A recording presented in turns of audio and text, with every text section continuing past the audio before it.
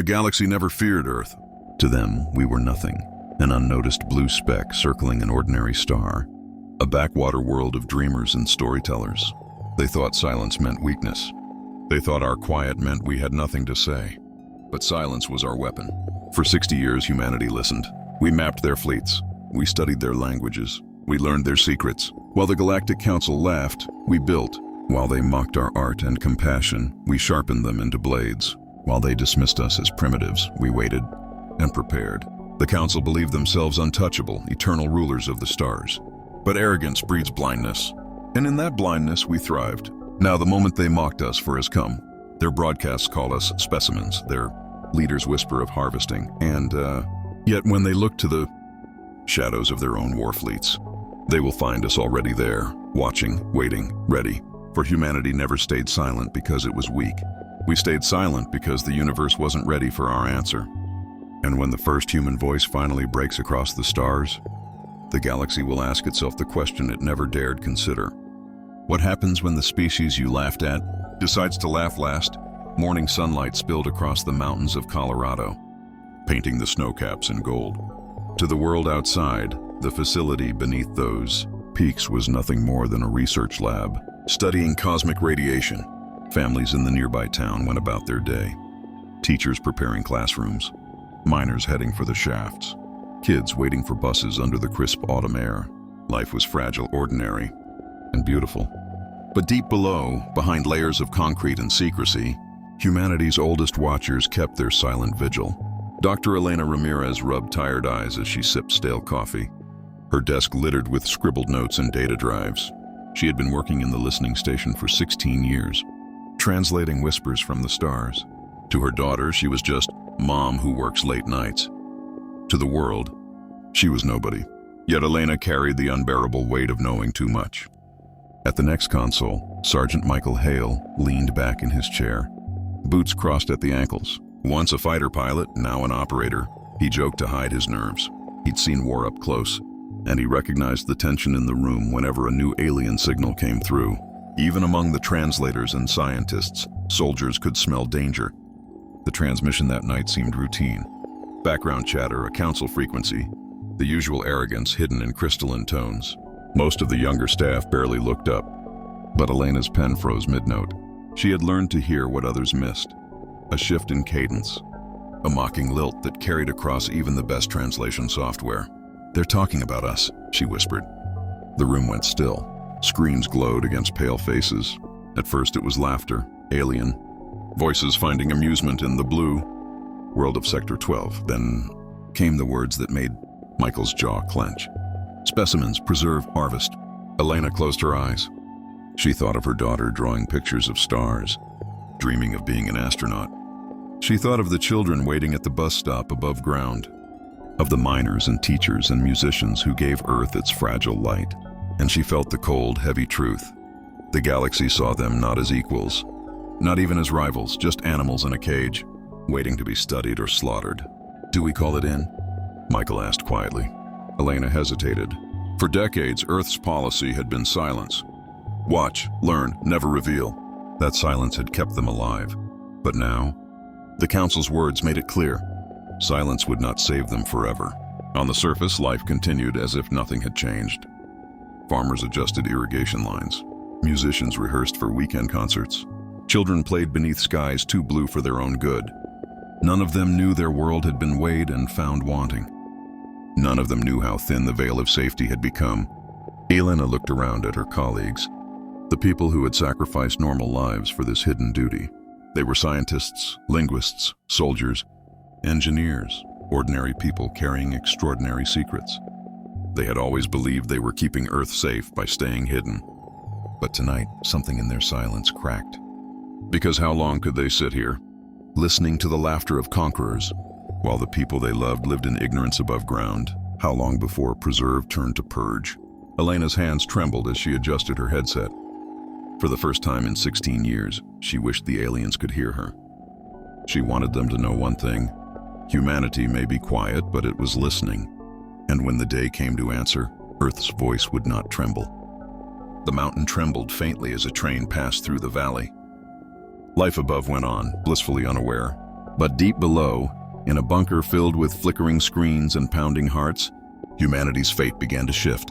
For a long time, the galaxy dealt with humans like a curious footnote, an oddity to be cataloged between comets and failed colonies. Then the Council's broadcast landed like a stone, preserve, specimen. The words hung over the planet like a verdict. Below the Colorado peaks, Elena let the translation loop twice before she could believe it. Michael watched the screens go gray and then red, his face a map of old wars and new fear. For a moment inside that bunker, the sound of the world above, distant traffic, a child's laugh on a playground recording, felt obscene. The Council had not only judged them, it had sentenced them. Admiral Torres did not panic. She had grown used to the steady private terror of secrets. Her orders were precise and brutal in their clarity. Mobilize what could be mobilized. Protect the people. Buy time. The first moves would be surgical, anti-sensor pulses around key cities, rerouting civilian satellites, covertly moving assets from shipyards into hidden docks. On paper it looked tidy. In practice, the universe did not stay tidy for long. The Corvex patrols arrived like a tide.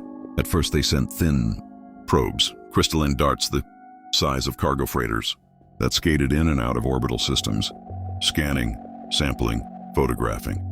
Then the scouts grew bolder. A harvest rig dropped into the atmosphere of a faraway colony that Earth had adopted as a diplomatic project, a fragile world where rabbit-like people farmed seagrasses and painted murals on their domes. Human vessels scrambled to escort the colony's defense platforms. The escort, the UES Vigilant, met the rig and vanished into a bloom of light. The Vigilant's last transmission was not a scream, but a slow, mechanical shuddering, sensors fried, guns frozen, the crew's tones turning hollow as if swallowed. For thousands of viewers on Earth who'd tuned into the feed, the loss looked obscene and final. Elena turned away from her daughter's drawing, a naive rocket with smiling windows, and let the room fill with a grief that tasted like metal. Fear did what fear always does first. It bent people inward. Markets shuddered. Flights were canceled. There were midnight vigils in parks where people held candles for ships they had never seen. But fear is combustible. Anger found kindling in the Council's laughter.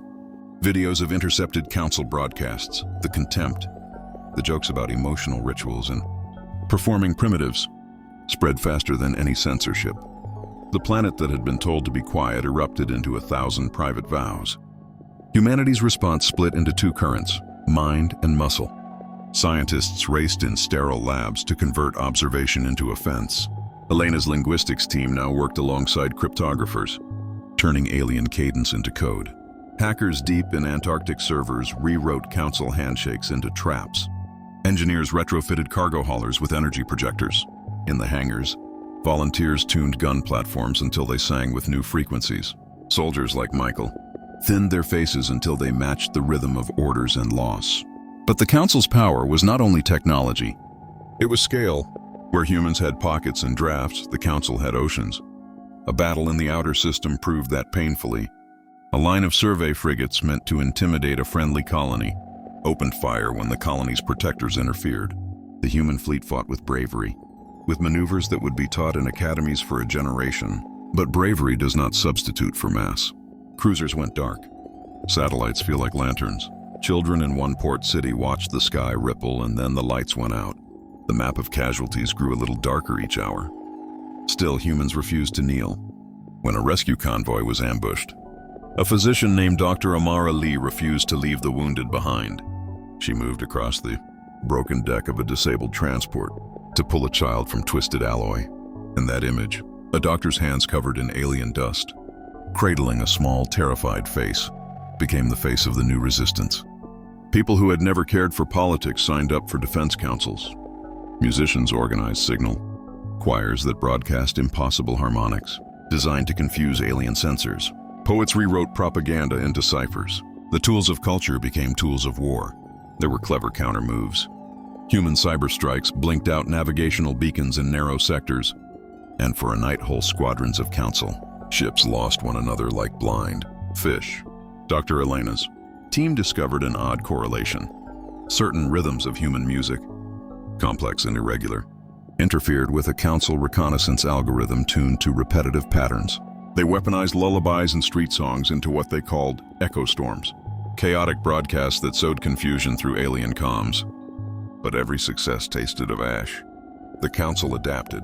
They ceased wide-area scans and shifted to predatory precision, boarding corvettes that could phase through shields, surgical strikes that vaporized hangars but spared habitat so the message remained. You are toys here. In one raid, a research station that had sheltered displaced families was gutted. Its labs were left intact, the instruments arranged like trophies. The image of those instruments, gleaming under alien light, stared back at the people of Earth for days. Anger hardened into a decision that cut the planet into two kinds of night. The one above, where parents kissed foreheads and whispered promises, and the one below, where commanders like Torres and captains like Marcus Webb drew lines on glowing maps and whispered options that sounded impossible. Full disclosure: reveal the fleet, show them the teeth, demand negotiation, carried the risk of annihilation. Continued silence guaranteed an eventual cage. Somewhere between those extremes, humanity found a different plan, to answer in a way that the Council had not anticipated. Cliffhanger transitions began to arrive like warning beacons. A single Korvax command node, an orbiting lattice of crystalline arrays, vanished from the Council's public feeds without explanation. A burst of static across the galactic net, translated in Elena's console as a phrase she had never seen before in any dialect. We hear you. And then, at 0300 UTC, every hidden dock in the near-orbit cluster lit up. Engines ignited. The UES Defiance, a ship built in shadow, rumored about in taverns and briefing rooms, slid out of concealment with a clarity that left no room for doubt. On every watch screen across the world, the same thing happened. 12 new pings blinked into life on the outer sensors. Far beyond, signatures spiked, as if the Council had snapped awake to the scent of a challenger. The automated feeds counted them, slow and patient, 12 flagships converging. 12 signatures escalated. Estimated time to contact, 92 minutes. Elena's hands hovered above her keyboard. Michael's voice was a dry thing in her ear. They're coming, he said. No one pretended to be surprised. The fear was back, but beneath it a new current rushed, steel and salt, grief made into purpose. Then the alarms changed tone all at once, and the bunker's speakers filled with a sound like a bell being struck in a vast hollow. A confirmation or a summons. The planet had chosen to speak. The galaxy was answering. The countdown ticked away in the Colorado bunker. 12 flagships, 90 minutes. To Elena, the numbers didn't feel like data. They felt like the slow contraction of a noose. She looked across the dim command center and saw men and women with lips pressed thin, eyes glowing from the light of consoles. No one asked if Earth would respond. The question was how. Admiral Torres's voice cut through the hum of machines, steady, sharp. Ladies and gentlemen, we're outnumbered, outgunned, and out of time. That means we do this the human way, together. Across the planet, hidden hangars cracked open like hatching eggs. Ships rose from oceans, deserts, and mountains. Farmers and teachers became operators. Students became coders, feeding virus scripts into alien comm lines. In the skies above Earth, vessels too long hidden decloaked into view. They weren't elegant like Council cruisers. They were patchworks of steel and stubbornness. Bristling with weapons the galaxy said humans couldn't build. When the Council's first flagship broke orbit, its silhouette filled the horizon like a mountain turned to fire. Panic fluttered through the cities below, but the panic didn't last. Screens across Earth carried a live transmission. Captain Marcus Webb, standing tall aboard the UES Defiance. To the people of Earth, he said, remember this: silence never surrenders. Today we answer. The fleets collided above the blue world. The Council flagships unleashed plasma storms, their beams lashing oceans into boiling scars. Human ships staggered under the assault, shields tearing like paper. 3 destroyers vanished in blinding blossoms, their crews giving their lives to hold the line for a single more minute. In the bunker, Elena heard every loss in real time. Her chest ached with each call sign going dark. But humanity had prepared not for brute strength, for cleverness. Michael's fighter wing darted between burning hulls, launching packets of signal noise instead of missiles. To Council sensors, the battlefield fractured into chaos. Human coders had turned ancient folk rhythms into cyber weapons, lullabies, weaponized into disruption. The enemy's formations began to falter. Then came the twist. A coordinated broadcast erupted from the Defiance, piggybacking on Council frequencies. Across the enemy fleet, consoles flickered with impossible images, their own classified archives, medical research long thought erased, hidden war crimes displayed in brutal clarity. The humans hadn't only learned their language, they had infiltrated their memory. You watched us like insects in a glass box. Webb's voice rang across every alien channel. But while you studied, we studied harder. You mocked our art. We made it a weapon. You laughed at our compassion. It made us stronger. You thought silence meant weakness. Silence was strategy. The alien armada reeled, their unity shaken. But arrogance dies slowly. One flagship, burning with humiliation, rammed straight toward the Defiance. Michael's wing intercepted, fighters weaving a shield of flesh and fire. His final transmission was quiet. "Tell my sister I kept my promise." Then, his fighter detonated against the flagship's hull, breaking its charge at the cost of his life. Sacrifice lit the void. On Earth, people watching wept and ragged, but they didn't despair. Factories surged into overdrive. Engineers rerouted power grids to feed orbital cannons. Whole cities went dark so fleets could shine brighter in the black. The planet itself seemed to stand as one heartbeat. The climax built to its knife's edge. 5 human warships remained against 9 enemy flagships. The Defiance was bleeding, hull plates torn like flesh. Admiral Torres gave the final order: release the veil. Across the solar system, satellites long thought to be weather probes powered up. They weren't probes, they were traps. Dozens of hidden arrays synchronized, unleashing a storm of gravitational ripples. Council flagships buckled, their engines choking under physics they had never studied. One by one, titans of the galaxy faltered, collapsing into silence. The humans had hidden their greatest weapon not in guns, but in understanding. Decades of careful study turned into a scalpel. In the chaos, the Defiance powered forward, scarred but unbowed. Captain Webb opened one last transmission, his voice raw but unbroken. "Council of Worlds, you said we were specimens. You said we were too fragile to matter. Look at us now. Look at the world you mocked. Do you still believe silence means weakness?" The image burned across every screen.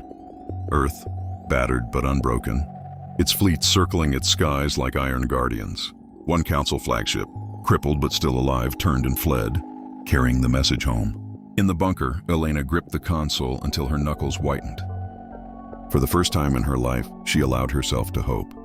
But beneath that hope lay a chill she couldn't shake. Because now the galaxy knows Earth's voice, and the galaxy would answer. The final broadcast faded into silence. The world below held its breath. And above, in the void littered with wreckage and fire, one haunting image remained. The Defiance, bloodied but standing, silhouetted against Earth's pale blue glow. A single ship that had forced an ancient empire to listen. The battle was over, but victory never felt so heavy.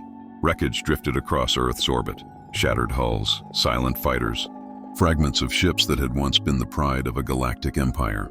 Among them floated pieces of human steel, glowing faintly as they burned into the atmosphere. For every alien flagship destroyed, a human life had been given in exchange. In Colorado, the command bunker was silent except for the crackle of failing consoles.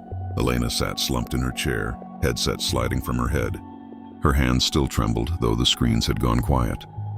Somewhere in that silence, she thought of Michael. His fighter had blossomed into fire to stop a flagship's charge. She pictured his last words: "Tell my sister I kept my promise," and swallowed the grief that wanted to crush her. The cost was staggering.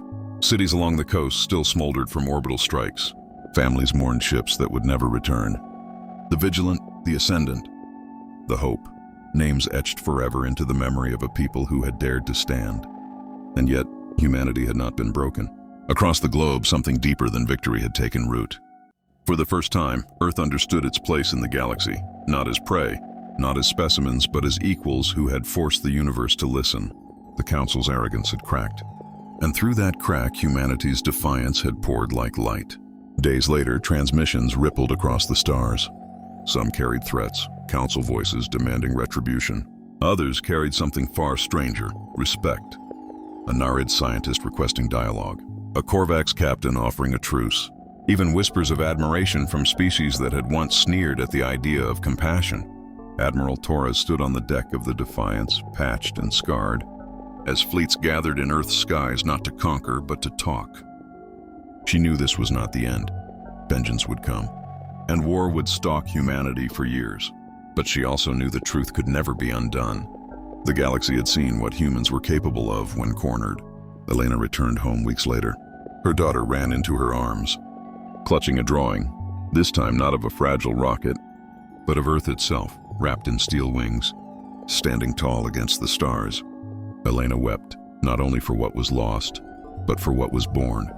Humanity had paid in blood, but purchased something priceless, the right to exist on its own terms.